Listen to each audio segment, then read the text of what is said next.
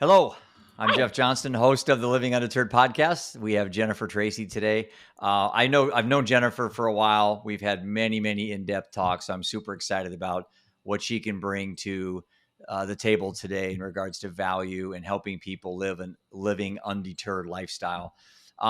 Jennifer, we have so much to cover, and you have such a massive bio on LinkedIn that I'm not going to read it.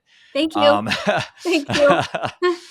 I think we'll just pick and choose what you want to talk about. We'll navigate through things, but you are from the beautiful state of Florida, and you're from Tallahassee, and Yeah. your name is Jennifer Tracy, and I am honored to have you on our show. Thank you. Yeah. Sometimes bios are a little too much, right? It's like, I know you're not applying for a job, by the way. exactly.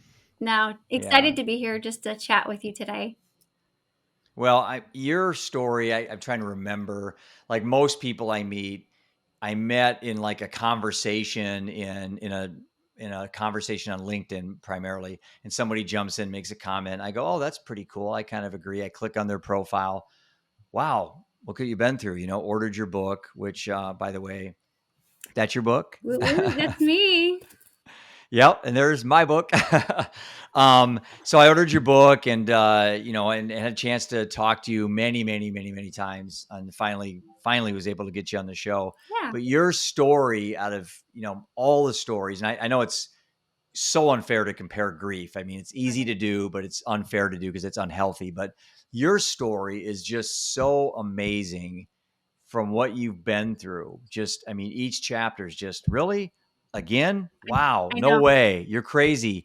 And then it's like, again, no way. It's like, and so, people hear what I went through. They hear what a lot of my guests have gone through. Yours just kind of is one of those stories that, wow, if this person can survive and looks like you're thriving, Right. then how do you do it? Right. And, I'd like to learn little tricks as well, because even though I may have the perception I got all my stuff figured out, I still struggle every day with things. Right.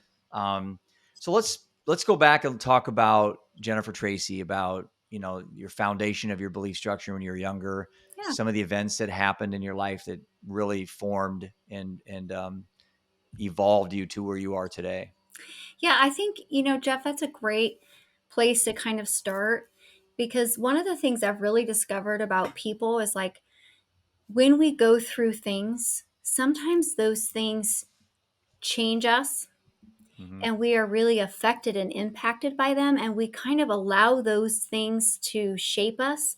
But Mm-hmm. I'm one of those people who no matter how dark the the event was, I always try to find what did that thing teach me? Or Mm-hmm. I always try to find the how can I not be like that? So if so for instance, one of the very early foundation things for myself was when my parents went through a divorce, my older brother turned to drugs and alcohol, stole a motorcycle, was going 120 miles an hour down the interstate, crashed it, was in a coma for 3 months. And I mean, Mm. here I am, a young little girl, probably 11, 12. Wow. And I'm watching my brother lay in a coma with the port coming out of his head, for to relieve the pressure, right? And Mm-hmm. I made this deep commitment to myself that I would never do drugs, Jeff. Mm. And so for myself, when I make these like deep rooted commitments to myself, when life like butts itself up against Right. me, I can see that pretty clearly. And then it's like, well, am I going to hold to that commitment that I made? Am I going to learn from what I saw? Or am I going to let those things affect me? And that's, I think, as you saw each chapter, like there was just stuff that just kept going and going. But I really draw on like, what did I learn from watching my brother do drugs and be in a coma? Let's go back to 11 years old again. And it's astounding that an 11-year-old could have that much insight and wisdom in such a traumatic event. Um, to me, I'm very impressed by that at 11 years old. Was that something that, I mean, most 11-year-olds, majority of people, men or women, boy or girl, would have used it as an excuse. Yeah. Like, I don't want to go to school. I don't want to eat. I don't. I want to start drinking, but you didn't. So I was going to ask you, have you always been that way? But 11 has pretty much always been. But that's an odd or a rare trait to have. I, So where does that come from? well, I agree with you because I call it critical thinking. Hmm. I have this ability to think through things and think them through the end. And, when I say to people, I've never done drugs, that doesn't mean I Hmm. don't want to. Hmm. It didn't mean that when Brian and Brittany were killed and that emotional, horrific pain that I felt, that I didn't want to do drugs, but I was actually pretty blunt. Like I went into my doctor and just said like, "Hey doc, I'm thinking about doing drugs." Like that has to tell you how bad this has to be for me because I'm thinking about breaking my own code of never doing drugs. So, where does that come from? Man, it's like I'm with you. How does someone so young have the capacity to think so critically? I, I can't really take credit for that. To me, So So you fast forward a few years and you had some more traumatic events happen. So what would be like in chronological order? What would be the next, you know, pivotal moment in your life? The crossroads, the two roads that I talk about in my book. yeah. So again, deep rooted commitments with myself, Jeff, that I really wasn't aware of. Graduated a year early from high school. I had a neat program in high school that allowed me to become a cosmetologist the same year. So I was a junior and I graduated Hmm. with my cosmetology license, you know, top of my class. So I graduated at 17 on my own, Wow. work a couple years, have my twin daughters. Then I get married, Hmm. have my own hair salon. Then I have Amber. And then for no fault that I can figure out, I started battling suicidal ideation. Out of the blue. Yeah, and when I say out of the blue, it's like, did I go through a lot as a kid? I did. I really did, but I Hmm. never ever felt depression before until I felt depressed and then battling suicidal ideation. So it started at 24 and it took me all the way to 26 years old. And let's define in your terms what suicidal ideation is for the listeners. Yeah, and like that's important because Yeah. the first time I had a thought to kill myself, I want to say it was definitely a fleeting thought that came at the Hmm. tail end of hopelessness. It was like, man, I just want to die. I can't handle this pain. Right. Versus moving into the inability to sleep at night Hmm. versus being agitated all the time and then my mind being consumed with dying. Did you have it planned out? I never had a plan. By the time I was having suicidal ideation, I was seeing a therapist, Hmm. and they really talked to me about what is the difference between a fleeting thought versus where you're at, Jennifer. Hmm. And they would ask me, "Do you have a plan?" And I think one of the things also about me, Jeff, is do you remember how I was sharing that my brother did drugs? Hmm. I think probably one of the reasons why I've never done drugs is because I'm deathly afraid of like getting arrested and having to go to jail. I am too. Like the thought of me even leaving my house here in Tallahassee and even like fake like asking someone for Yeah. cocaine or anything, right? Right. Like what if it's a sting operation? Like I'm You know, deathly afraid of the going, right? one time you, Right? yeah, And yep, so it's that same thing with having a plan yeah, was like I was deathly afraid in those moments of dying. Like hmm, I didn't want to overdose and then not really die. There's no way that I could ever like I don't even still know how I would. And that's why the day where I was going to actually do it, Jeff, that was the breaking point for me. That was my tipping hmm, point because I'd been battling it for such a long time and I picked up the girls from school and we had a green minivan, and I remember them being in the back, and they were all bickering with each other. And of course, I hadn't been sleeping. I'd been doing all the things that I really could, Mm-hmm. but I had the thought to just end it. Just Mm. do it. Just drive this car as fast as I possibly could, and just run into a car, and just to a wall, just end it. Right. And that is the sickest thought. Like, I hate sharing it, Jeff. That's I important though that you do. I hate it.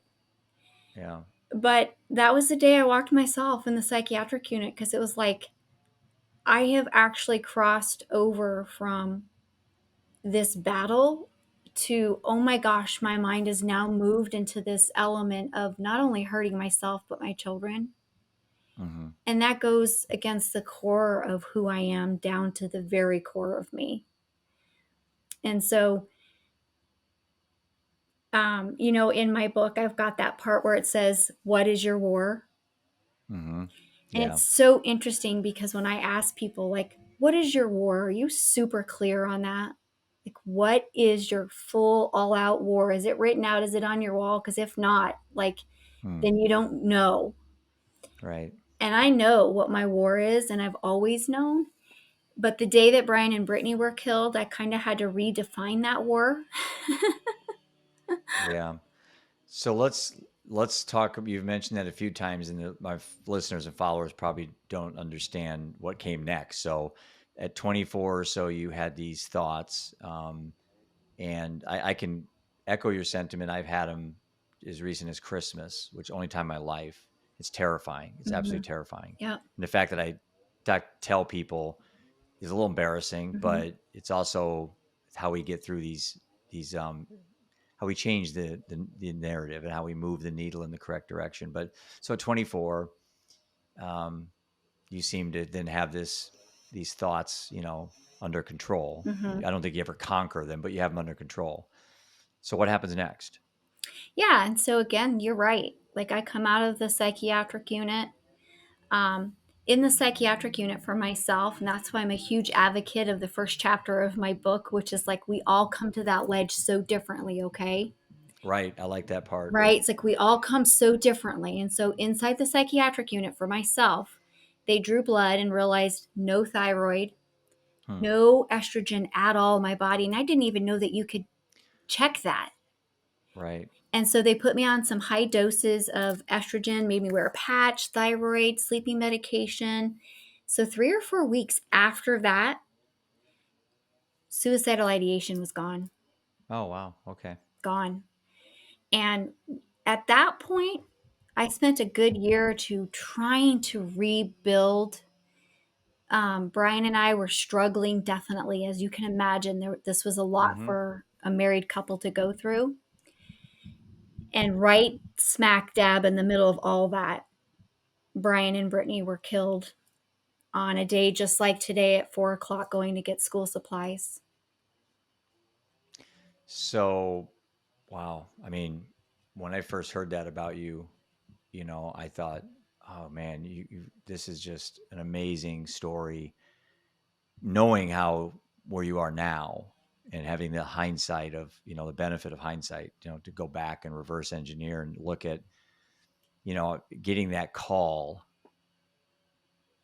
especially from a drunk driver, you can't expect something like that happening. When I got my calls for my son and my wife, Right, I can't say I didn't expect it. right, They were Seth has been addicted for 6 years, and my wife was battling alcoholism for a long time. So, but right. to get a call that your husband and your daughter are killed by a drunk driver, I mean, I truly can't imagine that. Yeah, I mean, Jeff, for me, my family still is the core of my heart. Like, Right. when I was a little girl, all I ever really wanted to be was a mom. Like, it has been in me. And that's why I'm Mm-hmm. saying that day in the car, having that thought to kill myself with them in the car just goes against 100% of everything I am. And I knew it. Mm-hmm. Um, that was my worst nightmare, Mm-hmm. to have family members killed and 2 survive, and for me to be the one left. How old were you when this happened? 29. Oh, wow. Wow. Yeah. Hmm. And I Well, think I it's know so everybody important for watching people this. to under. I was going to say, everybody watching this wants to reach out and give you a hug. Yeah, it's pretty unfathomable, honestly. Hmm. Well, how are the other two doing with all this going on? I mean, I can only compare my situation to what you're going through, and I heard something when I was doing my book that sibling bereavement is like the number one hardest thing for an adolescent to deal with, more than losing their parents or anybody else. It's losing a brother or sister. Wow. So how'd your other two children deal with the loss of their sister? They both handled it very differently. Um, Mm-hmm. the oldest lost her twin. Mm-hmm. And the thing about Brittany was that she had cerebral palsy. And so I think that there was this element with McKayla and Brittany where possibly McKayla and Brittany kind of already had some stuff that they had to work through because even though Yeah. they were identical, Right. McKayla was pretty protective of her sister at school. And she was kind of used to people making fun of her sister. Um, Brittany got a lot of attention because she wore braces. So when Brittany died, McKayla really channeled her pain into running. So, middle school, she was number one, high Mm. school, number one, number two in the state. Ended up getting an athletic scholarship at the University of Northern Colorado, ran her whole way through college. 3 summers in a row, she would go to like grief retreat that would, Right. would help young girls who had gone through, similar stuff to her. So Mm-hmm. it's interesting because when McKayla finished college, I feel like that's when everything really hit it for her Mm-hmm. because middle school, high school, college, it was like She had she distractions. had Yep. distraction, she Right. had accolade, Right. she had, camaraderie. But then Mm-hmm. after college, that's a tough period anyway. Like if you go to college with a group of people that you went to high school with, and then like Mm-hmm. now you've graduated, you're expected to get a job and pay your own bills, right? Right. And so I think that time period for her after was more of her rough patch. Whereas Amber, the younger, she was only 5. Mm. I think Amber and I did this very, very unique thing where we became a unit. Like we Mm. were inseparable. Like I would go up and have lunch with her almost every single day, all the way up through high school. And so after she graduated, I personally feel like as her mom, as hard as it was, I feel like I had to do the like mama bird from the nest thing. Oh yeah. Yeah. And I it can was imagine. like pushing her off the nest and being like, girl, you've got to go fly. Like we can't be a unit for the rest of your life. And Right. oh my gosh, Jeff, like has that been messy? Has that been Yeah. painful? It has been so tough Yeah. because like I said, I feel like we became this thing where we were there for each other, Mm-hmm. but recognizing like not only was it not healthy for me in relationships because like people I would date would always be like, there's never just you, Jennifer. It's you and your daughter, and it's like you and your and it wasn't A it wasn't. package deal. Yep. It's not that that was a bad thing, right? Because you want someone to love your Right. kids, but I'm saying like we could finish each other's sentences, and there was almost like no Amber outside of Jennifer, Right. no Jennifer outside of Amber. So we're at a good place now. Like she's getting married here in a few weeks. She's I 24. saw that. I saw that. That's awesome. My oldest is getting married at the end of the year. She's 28. Like, Hmm. but I do want people to know, like, it's still been messy. Yeah. And, Of course. um, you know, if people said to me, though, like, how did you do this and raise them successfully? I would say communication, Mm-hmm. You know, openly talking to them about everything. Not being one of those people who just shoves the trauma or the Yeah. abuse or the uncomfortable under the Yeah. rug and never talks about it. The importance of that. It's funny you say that because I almost went the other way too far. When Seth died, I immediately within weeks Ian was raising money on the golf course. The local newspaper came out. We my wife would say sometimes, we're not having, you're not giving us time to grieve. Mm-hmm. And I said, we're married, but we're grieving differently. Mm-hmm. And my grief was to raise awareness Mm-hmm. and to, in an odd way, keep Seth Right. alive. Mm-hmm. Whereas I think my wife, and I think a lot of people look at these things as he's gone and I don't want to talk about him. And again, I anyone watching this, I'm not trying to speak anything critical of my wife. I mean, Right. I can't, it's you have to respect everybody's positions, even if it ends in death. You still have to respect that was their choice to grieve in a certain manner. So, Mm-hmm. but I think what I'm trying to show people, and obviously you're doing this with your projects, which I want to get into pretty soon here, that it's okay to live for the living and honor the dead Mm-hmm. and to do things that help you stay alive. Mm-hmm. And I know my projects and I know my two boys. Without all that, I'm probably drinking. I mean, I could easily be joining my wife and my son right now. Right. But everything I did kind of, the fact I'm in the public eye now and so are you, it's like I have to kind of watch my steps. I have to keep learning. I have to keep current. Mm-hmm. And, so I just wanted to ask you that because, we both lost a spouse. We both lost a child in completely different manners, but they're still gone. That pain is the same. Mm-hmm. So I was going to ask you, do you ever struggle with thinking maybe you're too vulnerable or you're too engaged and that you can't? I have a hard time disconnecting. Mm-hmm. I mean, it's really hard for me for a day to not do anything in regards to this Mm-hmm. space I'm in now. Do Yeah. you, do you struggle with that? So it's really different for me, Jeff, because the first 5 or 6 years when Brian and Brittany were killed, I had to be very careful about the pictures and the stuff that I kept out. Certain things would really trigger me and make me sick. So I think I may have been a little bit more like your wife in the Right. sense of like I couldn't even see a photo of all of us as a family or I would lose my shit. Like Yeah. like it was really tough for me. And so those first 5 to 6 years, I went to therapy. I got the girls in therapy. I was up at their school, but I didn't really talk a lot about it, Jeff. Hmm.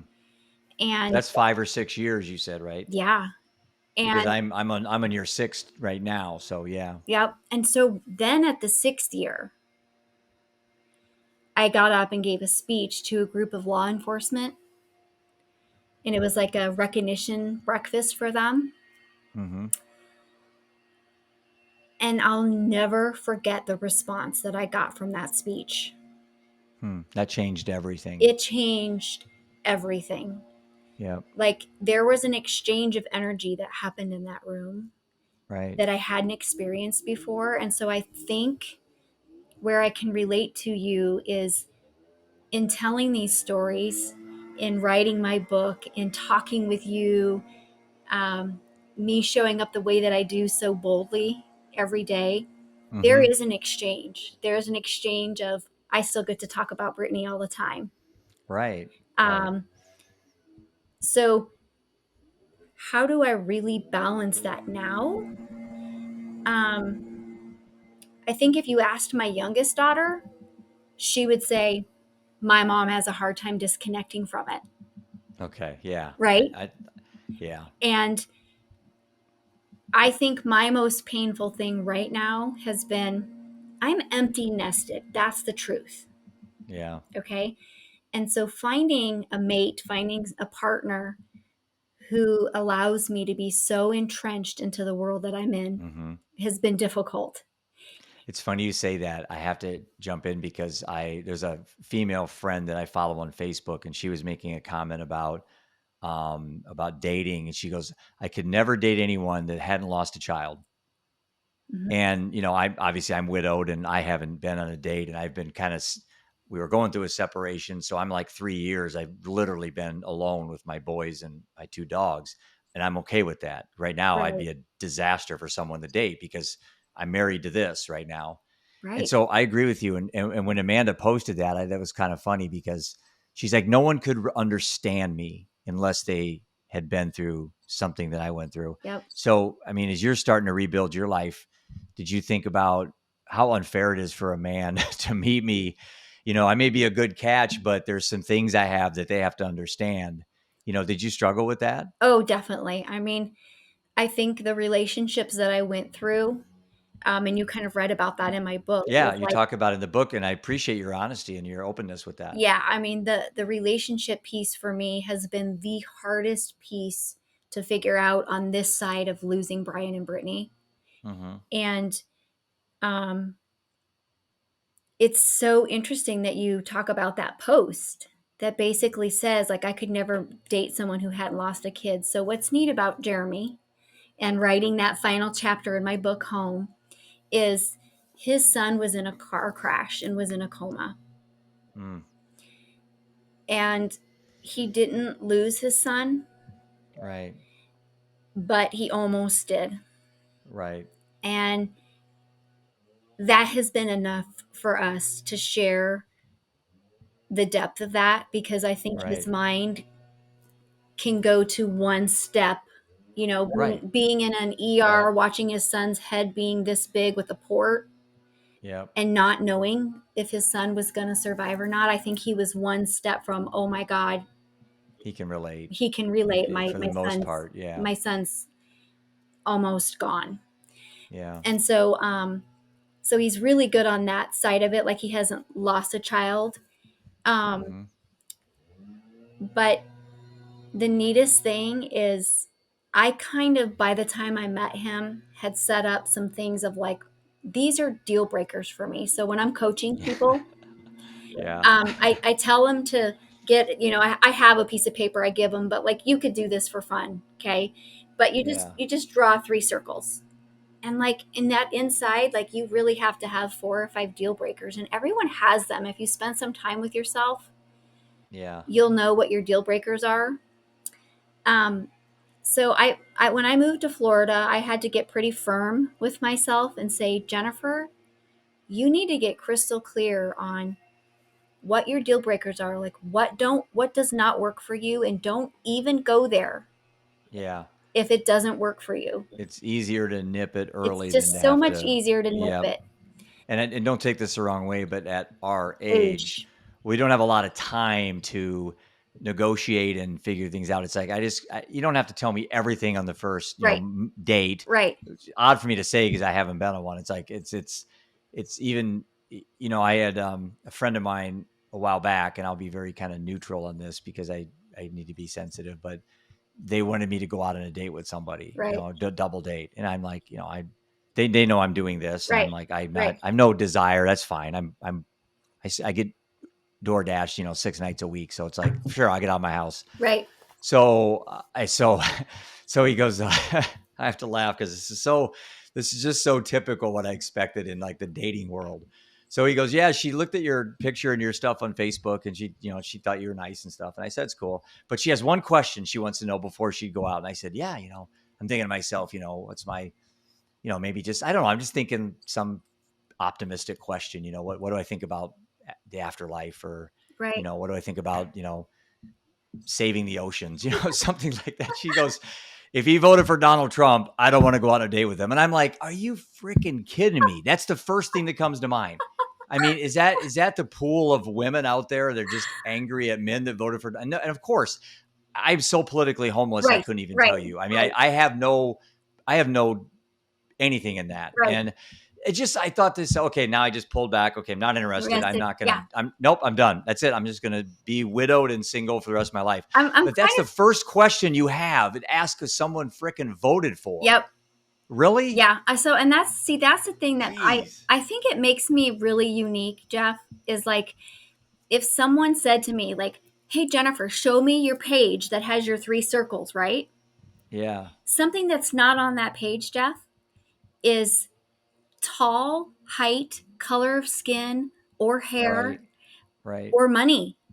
Right. Like, those are not on my page Right. because me being attracted to someone, like, I do not have something in me that's like, oh my gosh, like the person has to be at least Right. 6 foot, or, Right. you know, like my things on the list are they loyal? Yeah. No Is question. there proof that they Yeah. are good to other people, like kind and generous? Like Right. my list is like character. Well, I'll tell you a funny, and when we could talk, we could have a show on dating, but so I use this analogy about my investment business because we always were very suspicious when $1 million prospect came in, and all they talked about was how much they hated their last financial advisor, and then the one before they hated because and it was so. And I'm like, we're just going to be another Mhm. financial advisor they're going to hate. So my thoughts are, if I get back into that pool, is like if someone just starts immediately talking about how much they don't, and it's like, that's a huge red flag to me. That would be Yeah. on my circle. Yep. That would be over politics or, Yep. what anything else. It'd be like your past relationships with your exes. If you hate them, I'm probably not interested because Yep. first of all, I don't want some beefy weightlifter guy sitting out front of my porch of my house. And I just don't want to sit there and talk about how much you hate somebody all the Yeah. time. See, I don't hate anybody. and that's the thing, Jeff. Like that's what makes Jeremy and I really unique.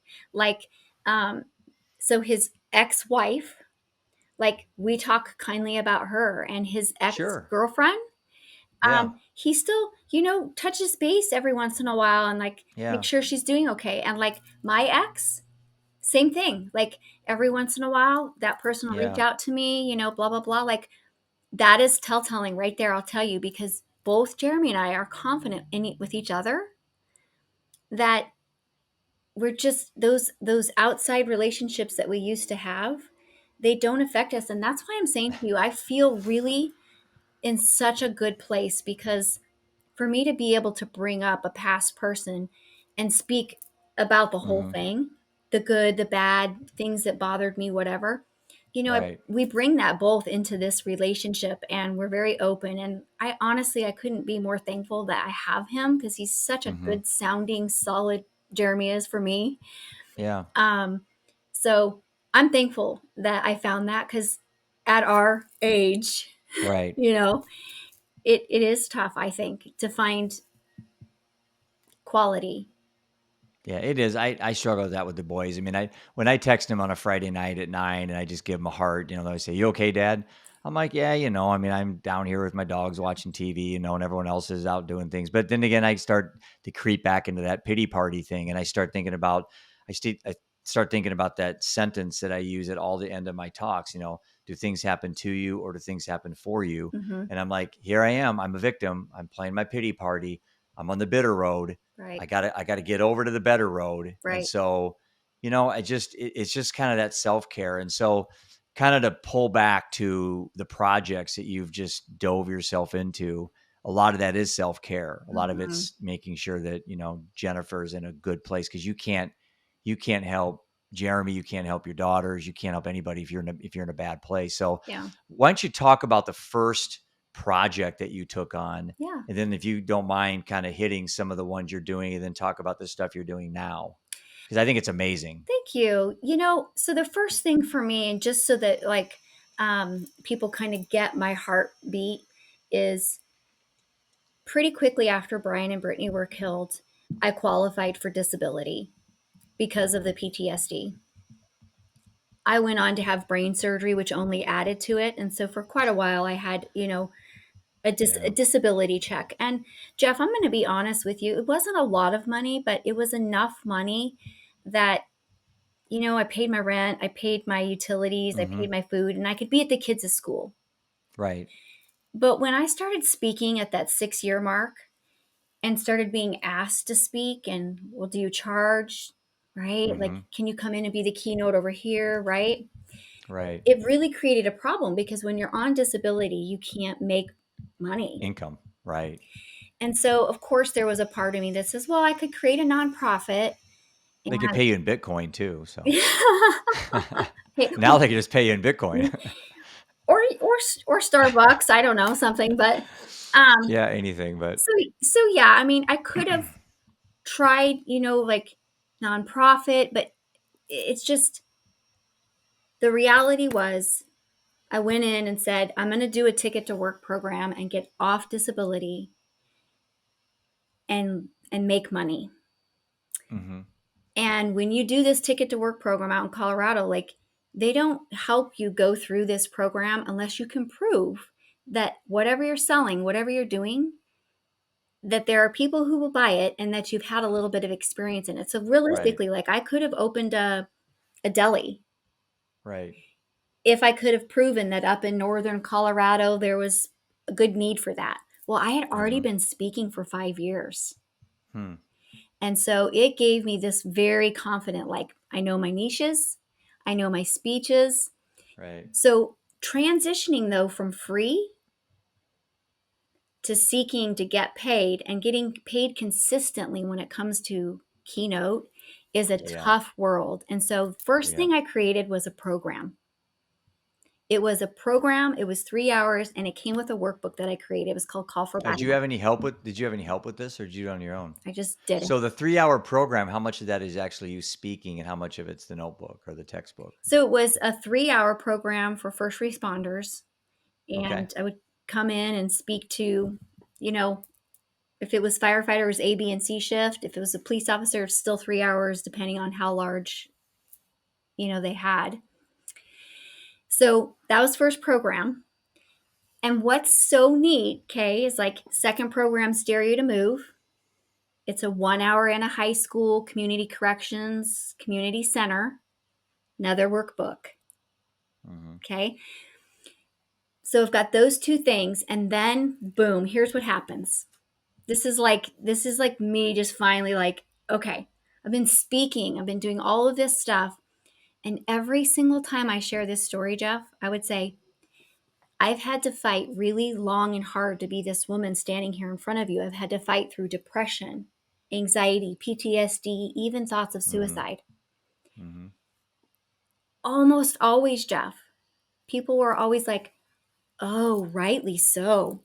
Yeah, like Jennifer battled suicidal ideation. I mean, if my husband and daughter were killed, I could see why she battled suicidal ideation. And this like anger inside of me Hmm. like was raging. By the time 2017 came with my book, it was like, no, you have to know the truth. Because the thing is, when I'm standing on that stage and I'm speaking and I say I battled suicidal ideation, Right. almost everyone assumed it was after Brian and Brittany were killed, I did when I first met you. right? And it's like, oh, rightly so. It's like, It's so almost like you didn't have a life before that, it's you like, know? it's like, it's almost like, oh, I could see why.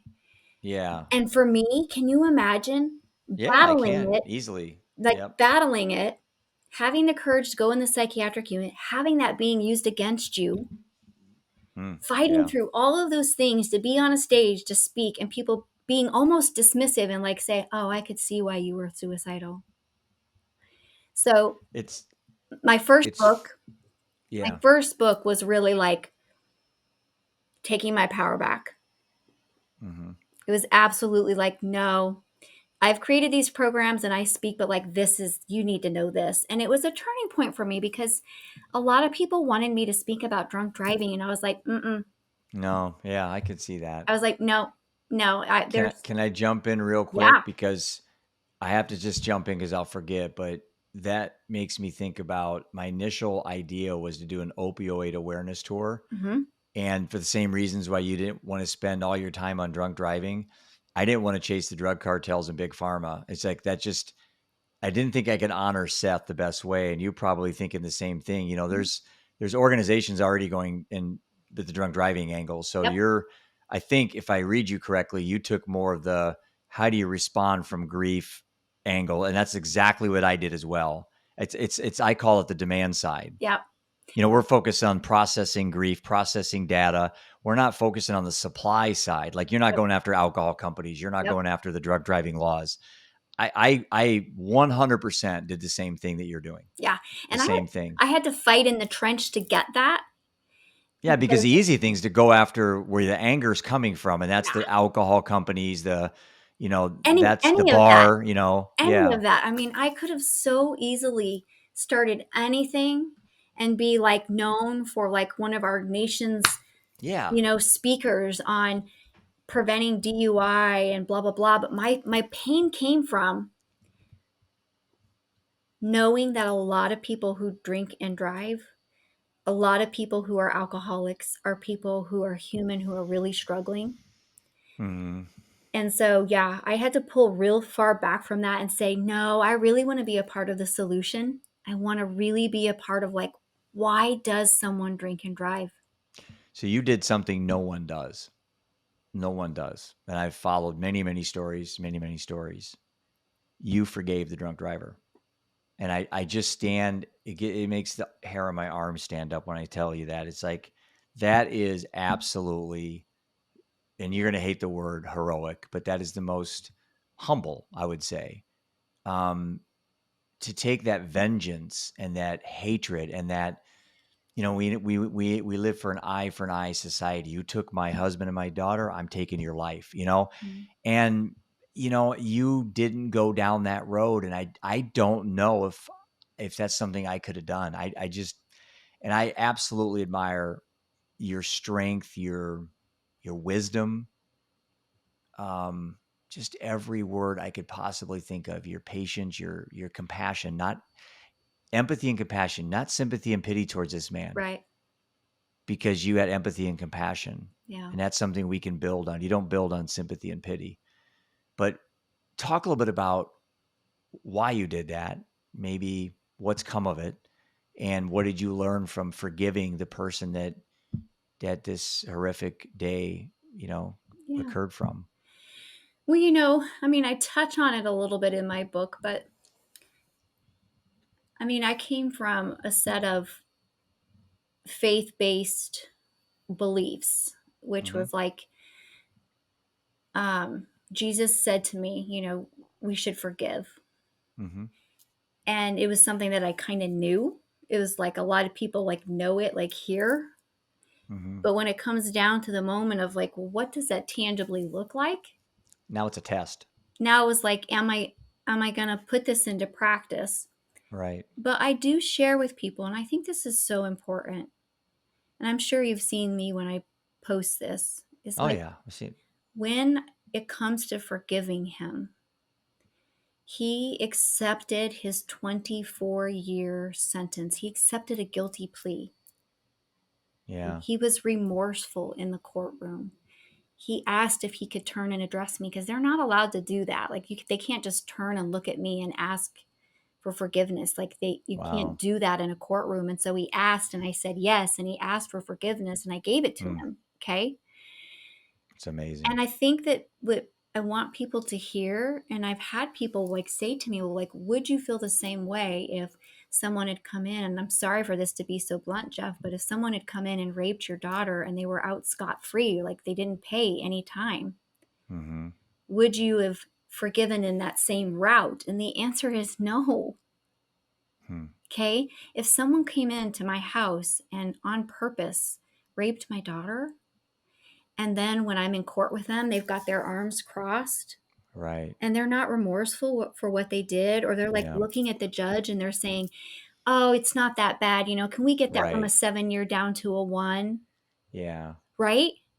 Right. Absolutely. I see where you're going. Then now I'm dealing with someone who is not really remorseful for what they've done. Mm-hmm.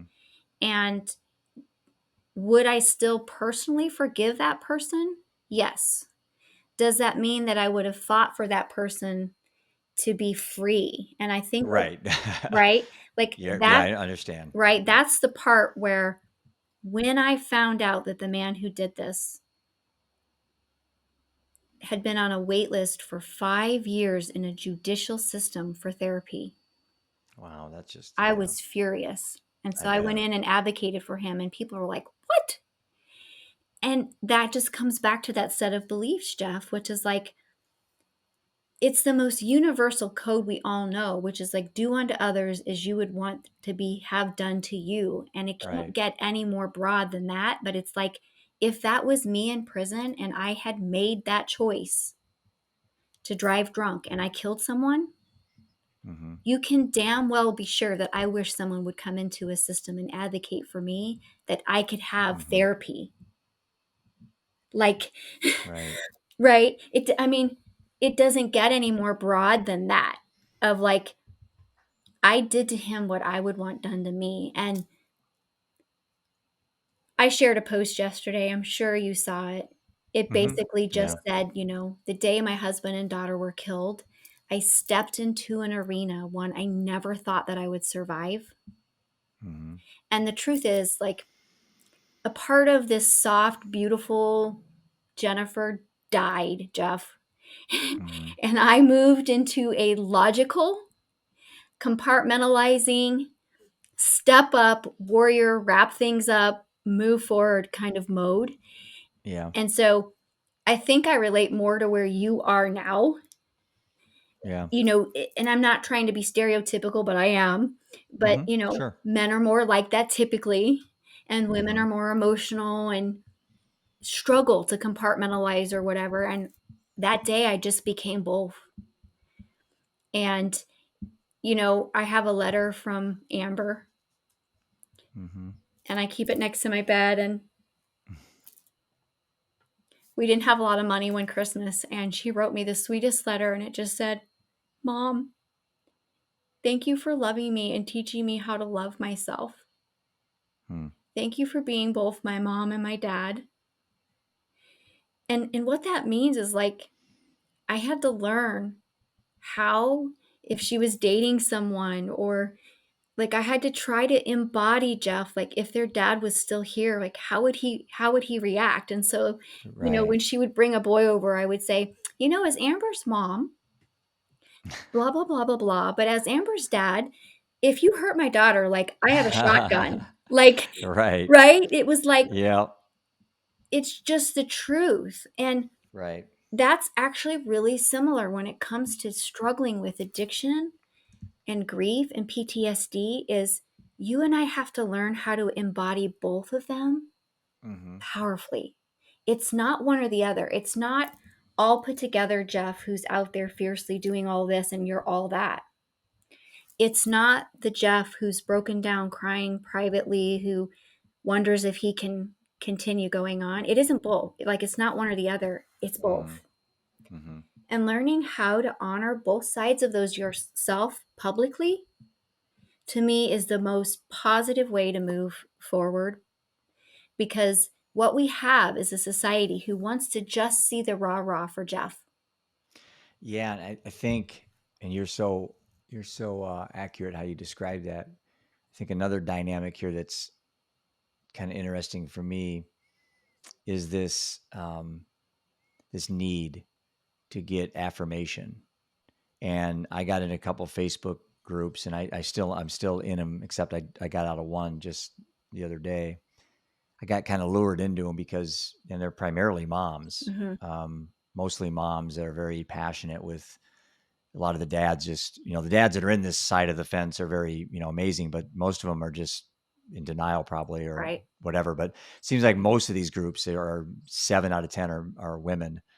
And, as I get in there, I just get kind of pulled into this vortex, and I can't stay in long. It's like being on Twitter and you follow political analysts. And I'm not, gosh, I don't know how I can say that without hurting people's feelings, but it's like that doesn't work for me. Yeah. It's just, I know some moms need to be in that 24/7 and pictures and everything. I post Seth occasionally. I did Right. something with my wife, Right. but to do that all day long publicly, I mean, I talk about Seth in my projects, Right. with me, Yeah.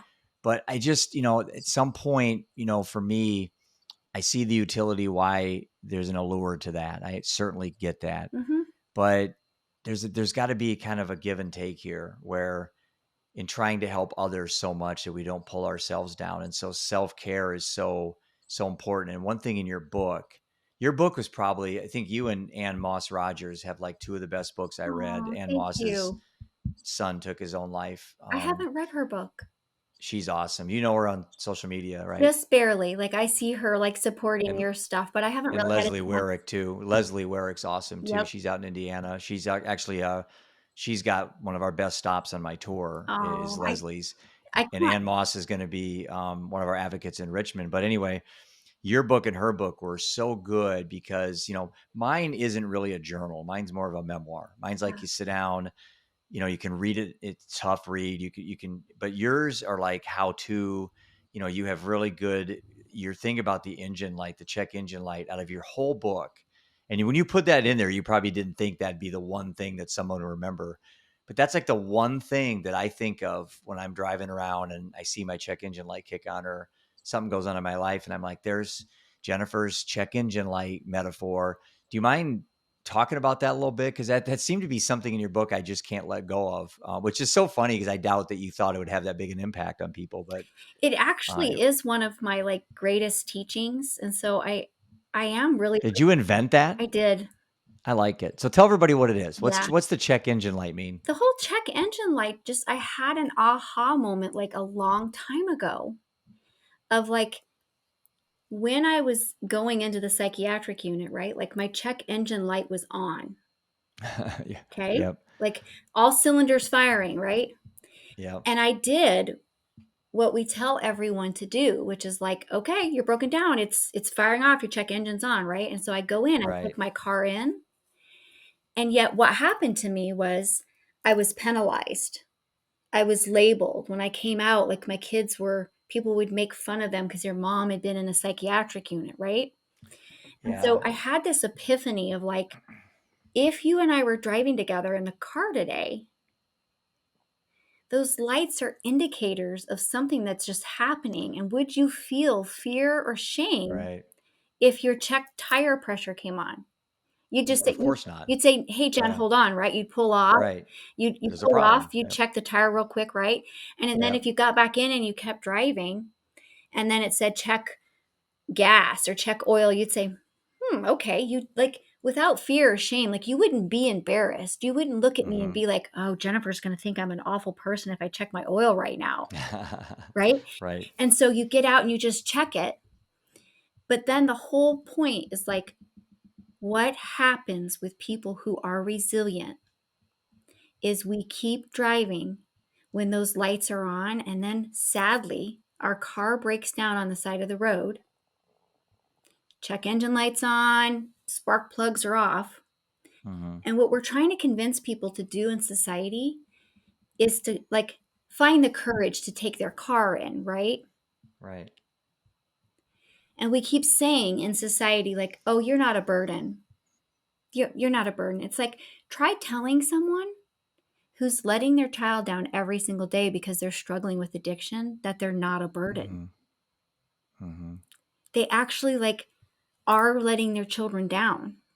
Right. But what they need to know, I feel, on the, like, deepest level, is if I take my car in to get it fixed, do you still see that I have value and worth?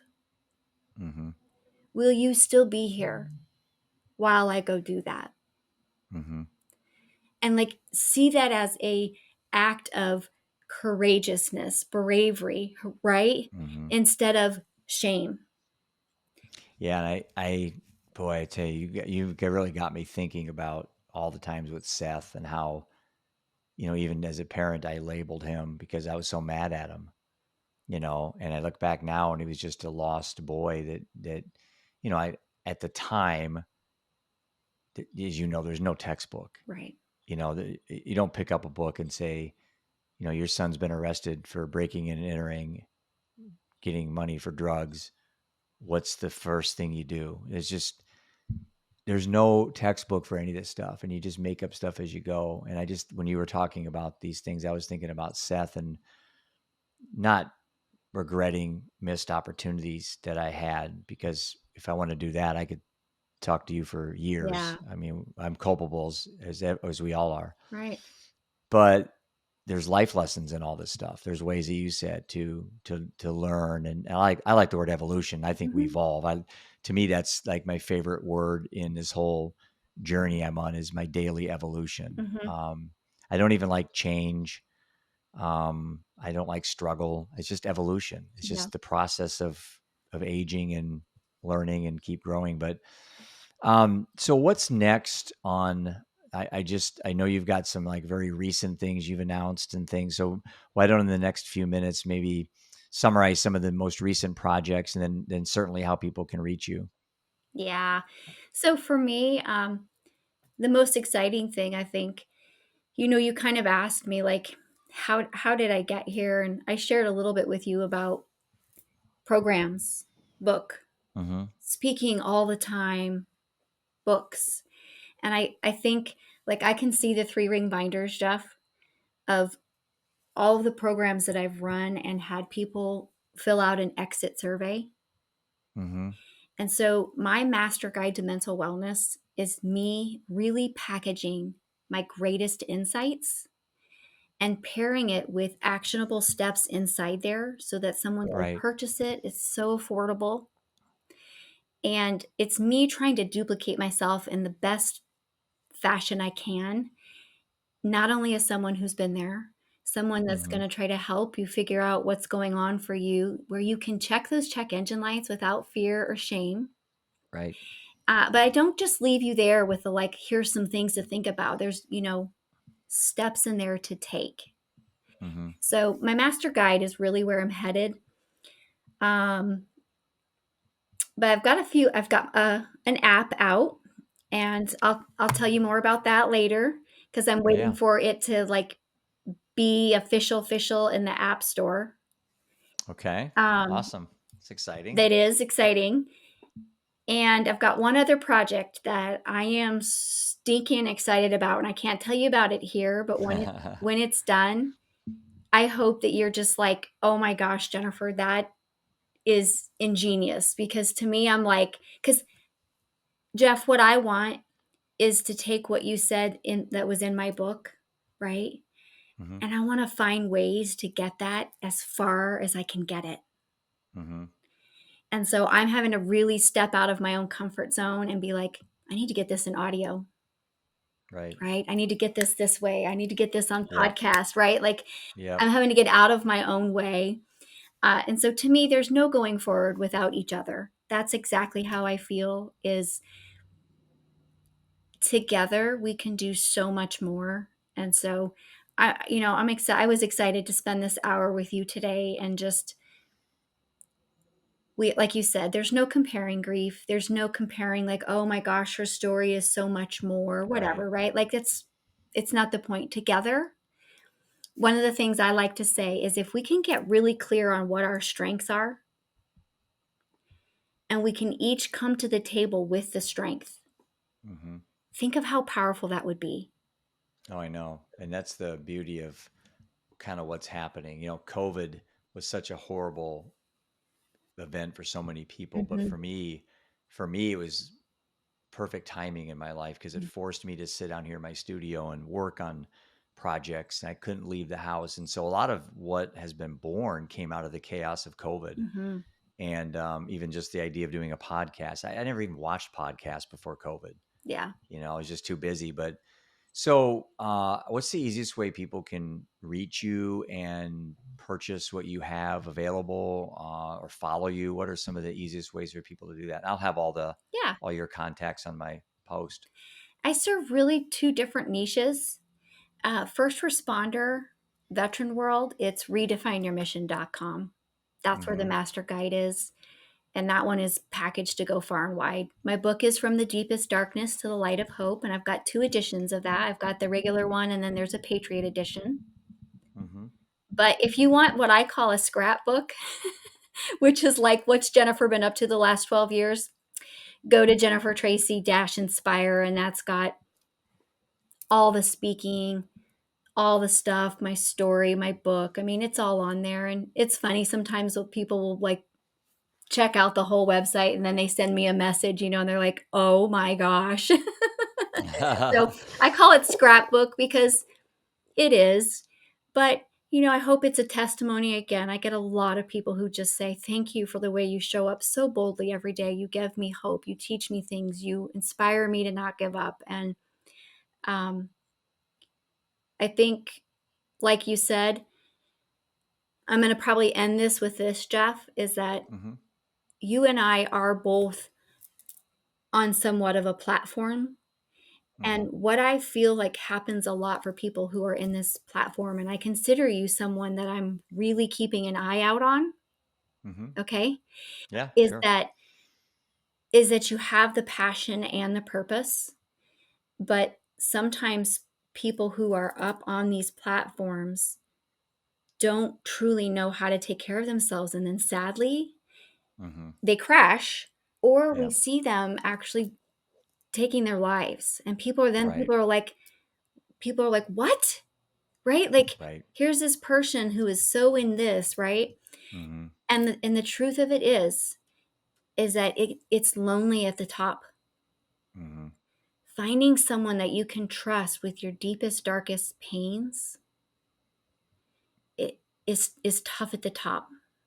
Yeah, that's good advice. I mean, for anybody that's in the public eye. I mean, look at Anthony Bourdain and Robin Williams. And I think just today, again, there was the fourth college athlete that took their own life. Yeah. I haven't verified that, but based on her age and what they showed on social media, I hate to make the implication, but the last three that they posted, and unfortunately, all four have been women, female college athletes. So there's something going on with this mental health Yeah. crisis we have, and mental health isn't just, in your case, there was a lot of things that happened, you know, that were outside of your control. Right. But Right.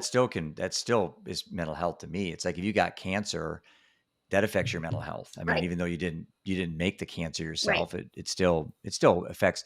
So I think every single human on the planet has a mental health challenge. Right. Nobody's immune to it. So, well, listen, I've really enjoyed talking with you, and our paths will cross so many times, Oh, and yeah. I'm excited about some of the collaboration opportunities that you and I have to build, because what I envision with what we're doing with the tour is precisely what you kind of said. One of the frustrations I had with dealing with Seth's addiction issues, where do I go? Who do I call? And then with when dealing with, I shouldn't say dealing with, but helping my wife Mhm. go through what she went through, what do I do? Put him in a facility. Well, what type of facility? I Right. mean, I didn't have any idea. And every time I called, it was 20,000 a month, 5,000 a month, free. And it's just, I didn't know what to do. So what I'm trying to do, and this is going to be something that will come after the tour when we kind of go public with these Right. things, is to build a network of all these silo shops like Mhm. you and me and Yep. all the other people on LinkedIn, which I love them all, but it's like, okay, let's start doing something. I love Mhm. these dramatic, tear jerking posts, and I do them myself, but it's like, I'm not convinced awareness is really what's going to change anything anymore. I mean, it just isn't. I mean, there's so much awareness right now in all these things, but everything's getting worse. Yeah. I mean, everything's getting worse. It's And like, so how do we obviously continue awareness, but I want awareness to be incidental. I want it to be accidental. Mhm. I think by taking this RV on the road with a big 34-foot, magnet, awareness is going to happen. Yeah. I'm not going to go out. I don't have to aware by focusing on awareness, but I think what you're trying to do with your book and with all the projects you're in is these actionable action steps, like you said a few times today. Yep. you know, we're aware of these things, but that isn't going to fix the problem. Yep. We need to be actionable. So, again, you were going to say something, and then I wanted to wrap it up. But go ahead. Oh, yeah. So, 2016, I created, it's called ACA. So it's the Mm-hmm. ACA Model Self-Mastery. So it's awareness, choice, action. Mm-hmm. And realistically, in the circles, like, that's where your power is. Because you're Hmm. so right. Like, you and I can bring awareness to something all day, but if the person is aware of the fact that they have depression, but they don't know what their choices are, Yeah. what good is the awareness? Well, then let's say you give them 15 choices, right? If you're like, Mhm. okay, you can go here, you can take meds, you can do holistic, blah, blah, blah, right? What good is being aware or offering them 15 choices if they don't take action, Absolutely. right? So Yeah. that full circle, like, how did Jennifer get here? Because somehow I figured that out and I did it over and over in multiple places. Right. And I have to keep doing it. And like, that's it. So back to the check engine, you said you like evolve. I really like recalibrate. So back to the check Yes. engine, I'm like, you just keep recalibrating till your engine is running smooth. And, Right. shoot, if you hit a particular bump, it's going to do something different to your car than that bump over there. And I love the car analogy because, we work so hard to get to where we're going, but we don't think about what do we do? Like the dog chasing the van. The dog works forever to catch this vehicle. And if he ever did Right. catch it, he's never thought very far ahead. What am I going to do when I catch the Catch car? it. Yeah. Well, Yeah. we do the same thing with a lot of things in life. I'm chasing these things, but when you finally get there, this is why when I was investing money for people, there were so many unhappy rich people Oh, yeah. because they set out to be rich their whole life, and when they got rich, then it wasn't enough. It's like a drug addict. It Yep. just money for 35, 40 years was the means to an end, but when they got there, it wasn't enough, and there never is enough money. So I think learning lessons from you and me and everybody else in this mental health industry that you and I got kind of thrown into, I know we both did, um, is to, make sure we certainly take care of ourselves. That's got to be the first thing, but have attainable aspirations and so forth. Make sure we take time to enjoy the great talk that you gave. Enjoy it and stuff because it's so easy to get pulled back into the abyss, as I call it in the book, and that happened to me over Christmas, and and I expect to happen again. I'm, Yeah. I'm preparing And myself. I like I'm that. preparing myself. Yeah. And I like that about where you're at, Jeff. And I hope that you heard me when I was saying, like, Hmm. I'm keeping my eye on you, which is Yeah. like no matter how successful you get in this tour, right, is being able to be vulnerable and honest and say, hey, I'm still dealing with X, Y, and Z over here, Right. but I'm also doing this simultaneously. And I think if we can teach people that, we'll give more people a voice of I can be both. Hmm. And I think we need more of that. I think we need more of what you're doing, which is being honest about how you're still trying to hold things together, but you're still moving forward at the same time.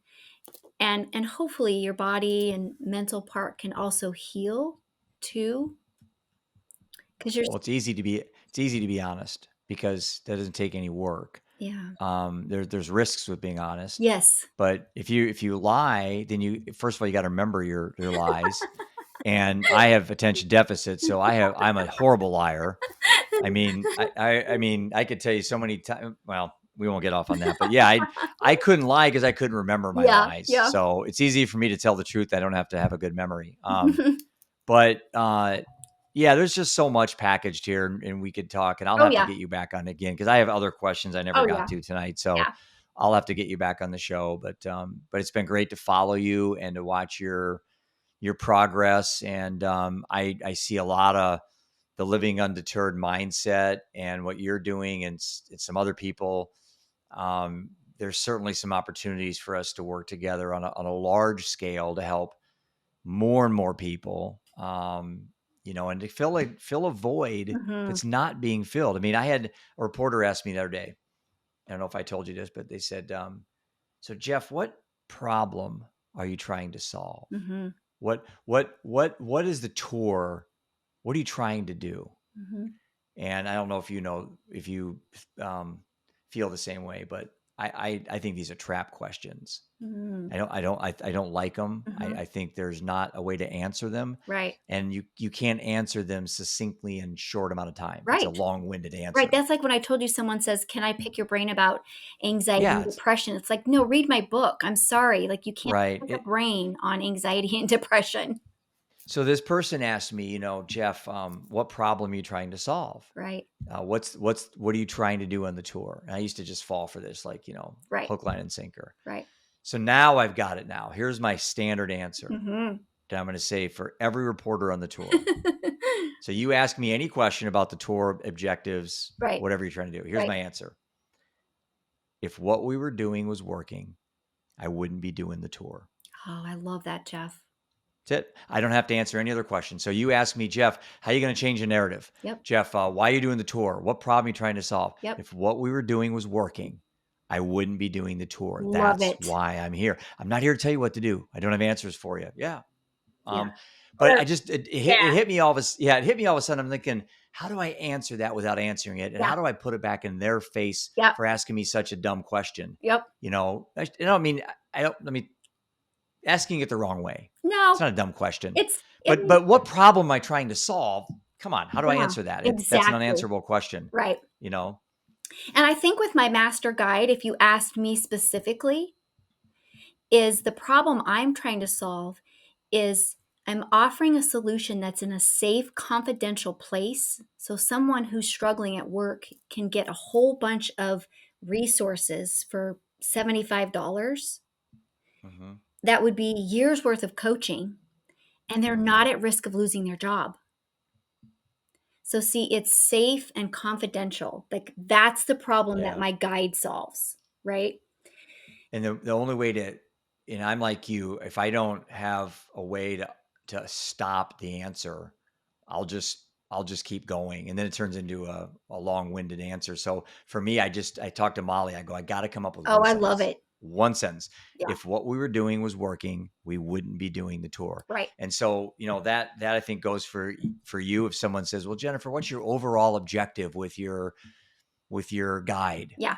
If what we were doing was working, I wouldn't have done the guide. Exactly.